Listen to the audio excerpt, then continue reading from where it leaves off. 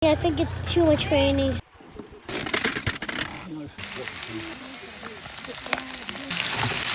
So, yari na kita sa last part sang amon nga camping, ang mamutos na pauli. Kaya tikalain man kung na lang kami ma-star sa kilid ng dagat. Magkalaing patso, magkamit kaon, gagang hangin bala, gasulod sa amon nga ulo. Ti mapuli na kami, kaya budlay man nga, sige na lang takapanganipay, hindi na kita makayod, ano lang ibayad natin sa mga bills. Ginapabalo ko lang sa inyo nga hindi ini siya sang shark kay bisan kami te nagparalayo man kami sa water kay alam niyo naman nga diri sa Australia damo sang shark pero ging himutadan gid namo nang bigatlan nga sil nagapahuruhuray adya nagarelax ba o kay ang ulo ni gagawa hindi ba na siyang shark so clear na ang amon nga pamahaw subong usual nga pamahaw sa mga puti tapos nagbumbada nagi kami diri kaluto sang amon mga bulad kag amon mga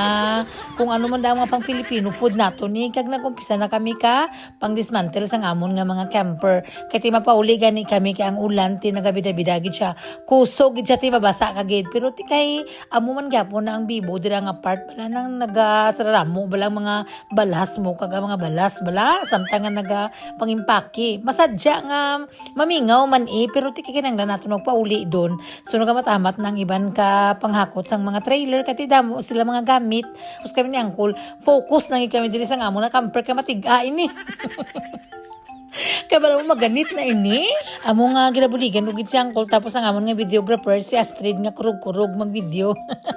Pero at least kahit paano balati how o bago kami maglakat diri ang tanan namon nga mga basura gin pamulot gid na tanan kag dapat clear gid bala nga clean gid bala kay wala kita sa Pilipinas bala nga mga bigatlan bala nga naga camping da nang nagalakat-lakat bala sa mga resort or sa mga kabukiran pagpuli nilang ilang mga basura ginapambilin na lang na nila kundi diin nami pang kadulon nakita ko sa vlogger diri ang iya nga gina-vlog puro mga gapamulot nga mga basura ka mga naga-hiking ba do nami pampatikon bala ka mga galunhaw diri sa amon hindi na pwede ti ha paabot mo da kung ano nakalimpyo paghalin mo amo na disiplinado mga tao diri kaya paghalin namon dira hawan kag manami kay para ready naman sa next o nag-convoy kami saka di sa kabatuhan amo ni hambal ko sa inyo nga batuti nga kabudlay mayo na lang kay ang nagiguyod sa among nga camper nga si Tito Gary bo duway lang kabatsyag ang nga salakyan mabakal man kami sinibuas mangita na kami sang kwarta nang ko kami makuha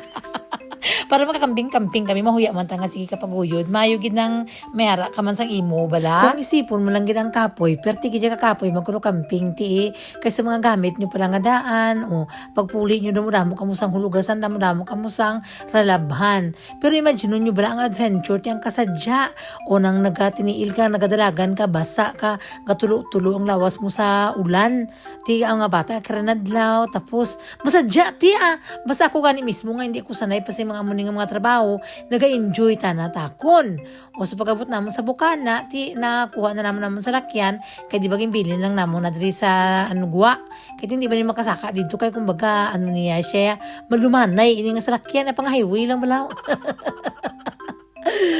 Nakaabot na kita sa balay ni Lola, laging guide na natin si Tito Gary para isulod na dito. Pag-abot namon dito, titi kay pisan-pisan gani kami, kati energetic pa mo. Nakakaon ba kami sang bulad. Oh.